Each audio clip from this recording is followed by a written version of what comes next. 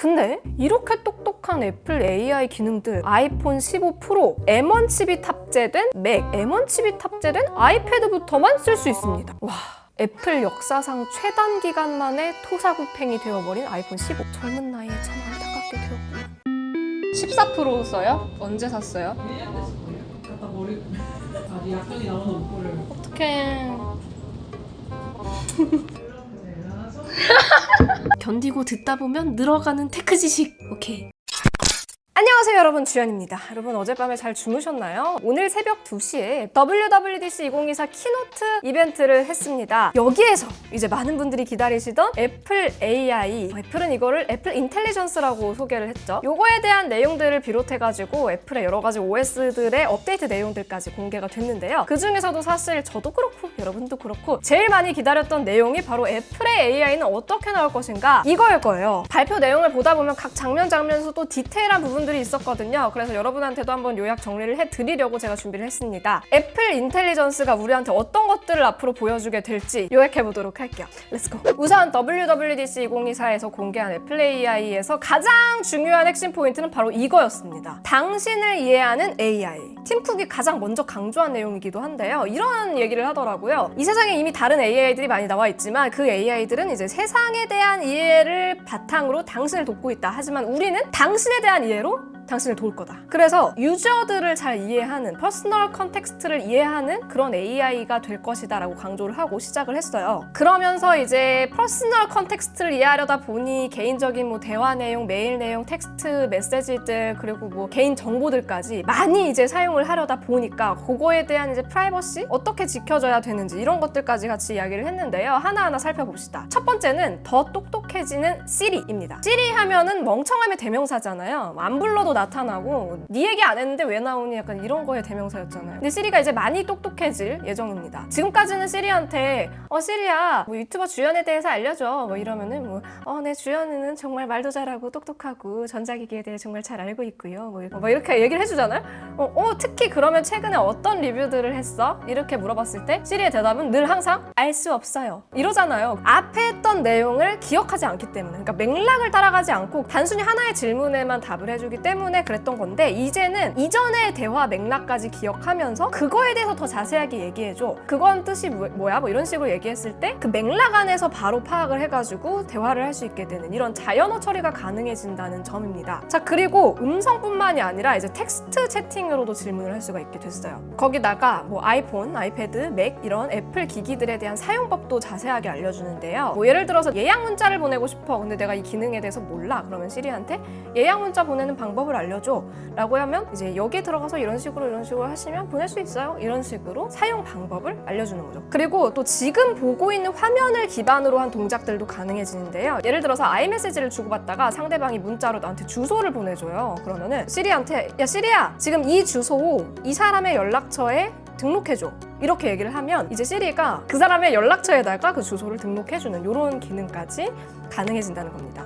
이렇게 해서 특정 앱들 안에 있는 여러 가지 기능들까지 다 실행을 할 수가 있는데요. 특히나 이 키노트 행사에서 데모로 보여준 게 갤러리에서 사진을 찾는데 이렇게 질문을 하더라고요. 뉴욕에서 핑크 코트를 입고 있는 스테이시의 사진을 보여줘. 이런 식으로 이제 뭐 어디서 뭘 찾거나 뭐 어떤 기능을 실행하거나 하는 것도 더 편하게 할 수가 있고요. 거기다가 앱 간의 연동도 가능해지더라고요. 예를 들어서 이제 그렇게 찾은 스테이시의 사진을 가지고 나 이 사진 뭐 좀 팝한 분위기로 보정해줘 라고 하면 이제 보정을 해준 다음에 이 보정한 사진을 가지고 스테이시의 정보와 함께 메모를 하나 작성해줘 라고 하면은 메모장 앱으로 바로 넘어가서 스테이시의 사진을 붙여넣기 한 다음에 스테이시에 관련된 정보들을 가지고 글을 작성해주는 것까지, 그래가지고 이제 갤러리 앱과 메모 앱까지 이렇게 연동해서 사용하는 게 되는 거죠. 이게 이제 애플에서 순정으로 제공하는 앱들뿐만 아니라 향후에는 서드파티 앱들까지 다 연동해서 사용할 수 있게 해주는 이런 방법도 있는데요. 어쨌거나 향후에 진짜 무궁무진하게 사용이 될 수 있다는 거를 좀 시사하는 부분이 아닐까 싶고요. 근데 저는 이제 이런 생각이 들긴 했어요. 애플이 이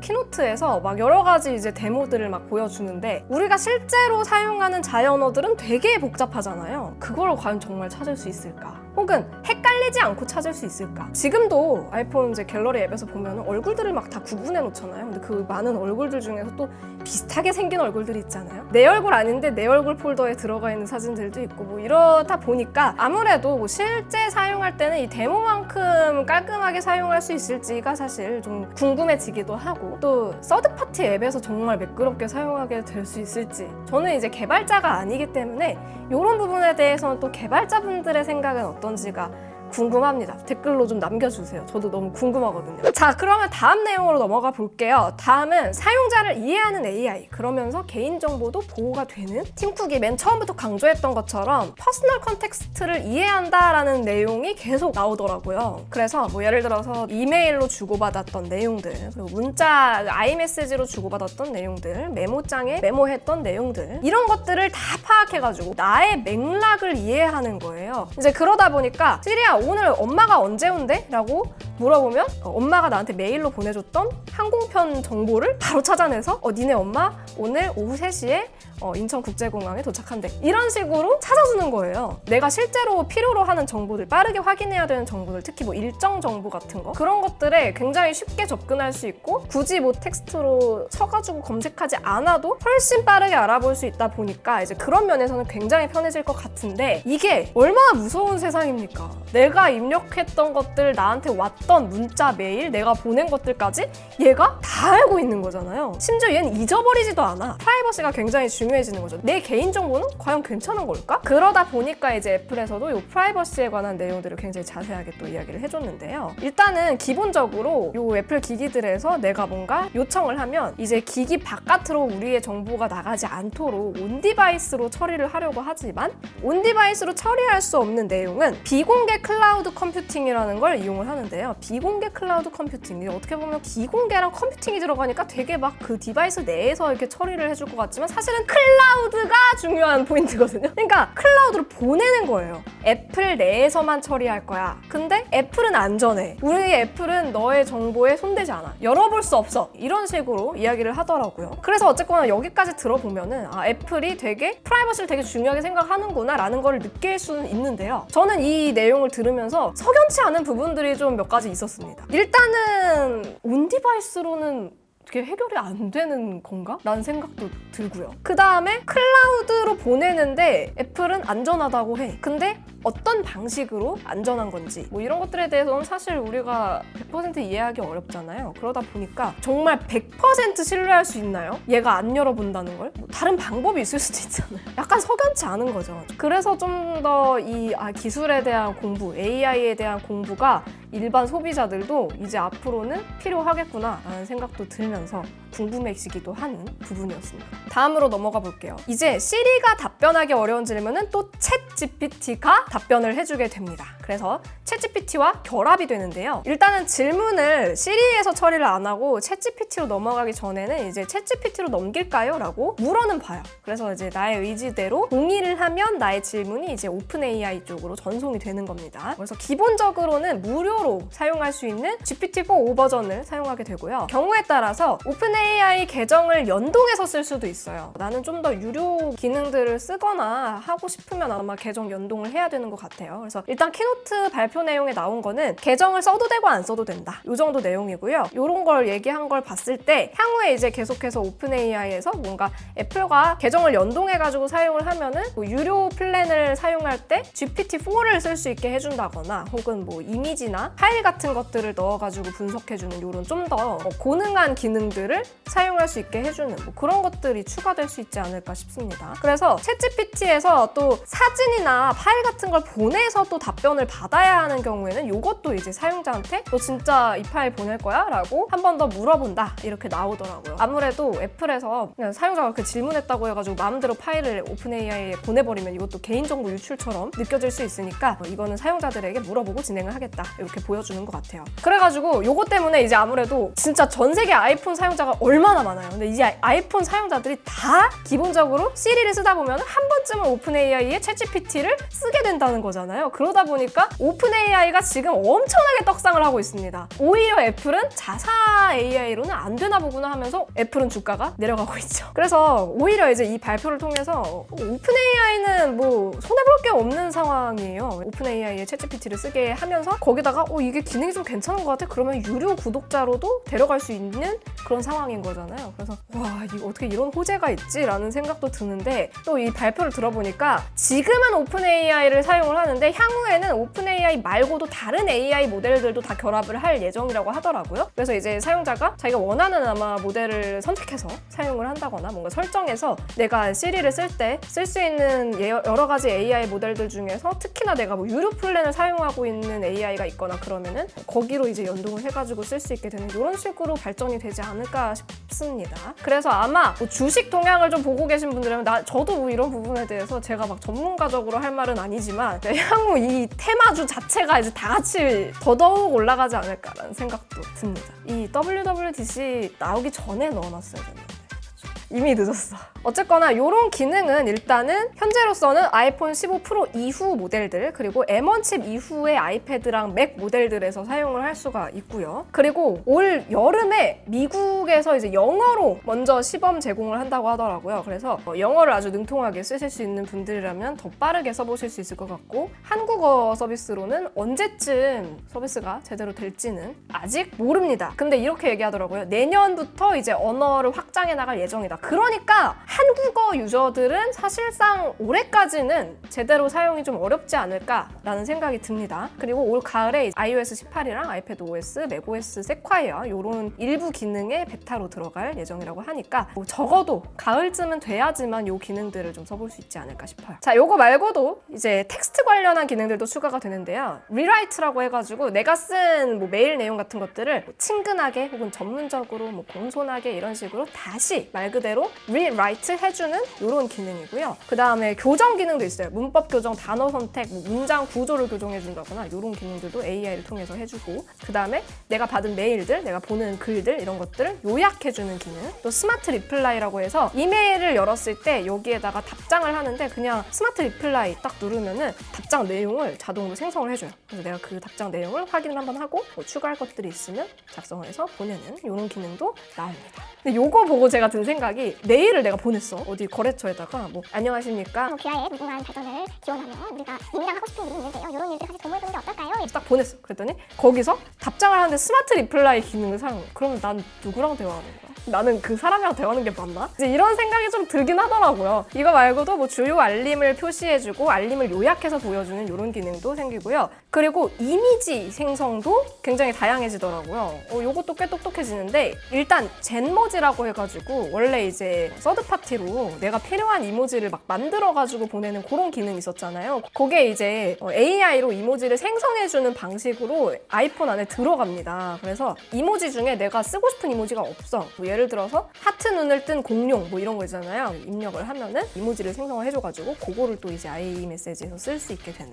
이런 기능도 들어가고요. 그리고 이미지 플레이그라운드라고 해가지고 요거는 또 이미지 생성 도구인데 키워드만 몇 가지 넣어도 요 키워드에 관련된 이미지들을 만들어주는 겁니다. 그리고 요거 또한 인터넷 없이 온디바이스로 구동이 되는 기능이고요. 이미지 완드라는 게 또 들어갔어요. 요거는 내가 진짜 대충 막 이상하게 막 똥손 같은 그림을 그려. 근데 요걸로 이제 이미지를 생성을 해주는 거예요. 노트 작성하거나 이럴 때도 노트에 손글씨로만 쓴 것들을 가지고 그 정보들을 바탕으로 이미지를 생성해준다거나 이런 기능들을 쓸 수가 있게 됩니다. 그래서 이미지 완드 같은 경우에는 뭐 아이패드 같은 걸로 좀 다이어리 쓰는 거 좋아하시는 분들이나 아이디어 스케치 같은 거 하시는 거 좋아하는 분들이 되게 유용하게 쓸 수 있을 것 같아요. 그리고 클린업 기능이라고 해서 구글 포트의 매직 이레이저, 갤럭시 앱 사진 수정 기능 중에 뒤에 있는 사람 없애주는 거. 요거라고 보시면 되고요. 사진에서 그냥 필요 없는 주변 물체나 사람을 지울 수 있는 기능이 들어갑니다. 그리고 내 앨범의 이미지나 비디오 속에서 자연어로 검색을 할 수가 있어요. 아까 전에 데모 내용 하면서 뉴욕에서 분홍 코트 입고 있던 스테이시 사진 찾아줘 이런 거 된다고 했잖아요. 이게 마찬가지로 비디오에서도 되거든요. 그래가지고 갤러리에 뭐 비디오도 있고 사진도 있고 다 있을 텐데 그 중에서 춤추고 있는 주연이 영상 찾아줘 이러면은 이런 이상한 동작하고 있는 장면들을 인식해가지고 이런 영상들이 있습니다. 이렇게 보여주는 거죠.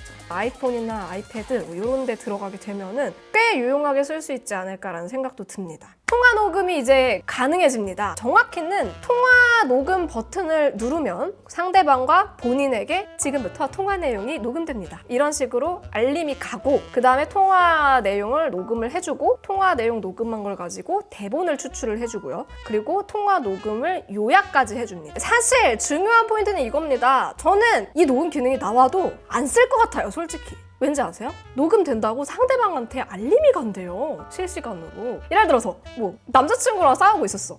진짜 열받네. 녹음 버튼 딱 눌러. 지금부터 통화 내용이 녹음됩니다. 이러면 이제 진짜 본격적으로 싸우자는 거잖아요. 너 뭐 하는 거야? 너 지금 뭐 하자는 거야? 녹음을 왜 해? 중요한 것들은 내가 불이익을 당할 때 이런 증거를 남겨놔야겠다. 이런 목적으로 쓰는 경우도 있잖아요. 근데 그런 게 완전 무용해지는 거잖아요. 통화 녹음이 들어가긴 들어가는데 완전 반쪽짜리가 되는 거예요. 그래서 저 같은 경우에는 차라리 에이닷을 쓸 것 같다라는. 또 맥OS 세콰이아 버전에서 아이폰 미러링이 가능해집니다. 그래서 아이폰이 잠겨져 있는 상황에서도 맥북으로 다 아이폰을 이렇게 제어한다거나 이런 것도 사용을 할 수가 있고요. 또 신기했던 게 저는 아이패드 OS에서 수식을 손글씨로 쓰면 이 손글씨를 인식해가지고 바로 계산을 해주더라고요. 그러니까 계산기에 내가 이렇게 딱딱딱 두드리거나 뭔가 이렇게 수식 같은 거를 찾아가지고 기호를 입력하지 않아도 그냥 손으로 쓰면 바로 인식해서 계산을 해줘버린다는 거. 공대생 분들이나 이런 쪽에서도 종사하는 분들은 아주 편하게 쓸 수 있지 않을까 싶고요. 그리고 또 스마트 스크립트라고 해가지고 내가 손글씨로 쓰는 내용을 필체를 교정해주고 또 텍스트처럼 처리할 수 있게 되는 이런 기능까지 들어갑니다. 그러니까 내 손글씨를 무슨 하나의 폰트처럼 인식을 하는 거죠.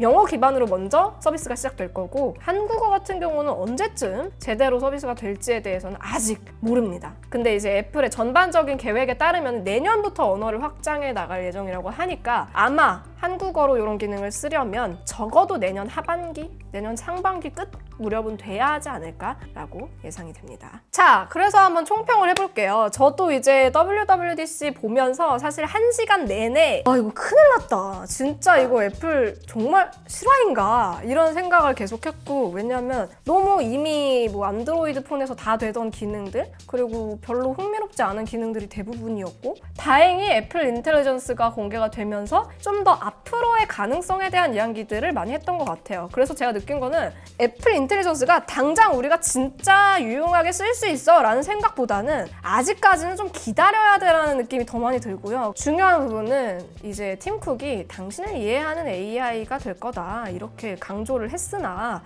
우리를 이해하는 게 정말 가능할까? 라는 생각이 들었던 부분인데요. 이 AI가 사용자를 이해하는 데 쓰는 정보들은 결국 사용자가 주고받은 메시지, 메일, 뭐 작성했던 내용들 이런 것들을 바탕으로 사용자를 이해하는 건데 사실 메시지를 기반으로 이해하는 것들을 데모에서 많이 보여줬거든요. 우리나라에서 아이메시지로 소통하는 비율이 얼마나 될까요? 사실 제 주변만 봐도 아이메시지 거의 안 쓰거든요. 그러니까 거의 대부분 카톡 쓰잖아요. 우리나라는 카톡 아니면 인스타그램 DM 뭐 이런 거 쓰는데 여기까지는 학습이 안 될 거란 말이죠. 우리가 실제로 뭐 친구들이나 사람들과 주고받는 커뮤니케이션에 이 아이메시지나 메일이 차지하는 부분은 극히 일부에 속합니다. 그래서 진짜 내가 하는 커뮤니케이션, 사람들과의 관계 속에서 주고받은 이야기들 이런 거 중에서 진짜 이 애플 AI가 나에 대해 학습할 수 있는 내용이 그렇게 많을까? 정말 날 제대로 이해할 수 있을까? 이런 생각이 일단 되게 많이 들었고요. 향후에 진짜 뭐 카카오톡이나 이런 앱에서 사용자들의 대화 내용을 애플 AI가 학습할 수 있도록 데이터를 또 주는 것도 그림이 이상해. 왜냐하면 그게 얼마나 어마어마한 데이터인데 그 얼마나 중요한 개인정보인데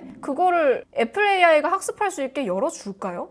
이게 정말 팀 쿡이 얘기한 진짜 나를 이해하는 AI? 나만의 자비스? 막 이런 느낌이 드는데 이게 진짜로 가능할까? 이거는 진짜 모르겠다는 거죠.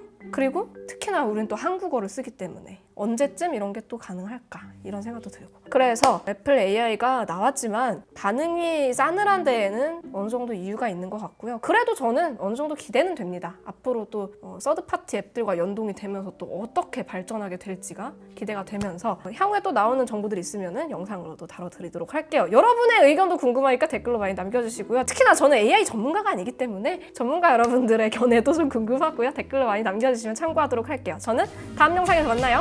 안녕! 바이!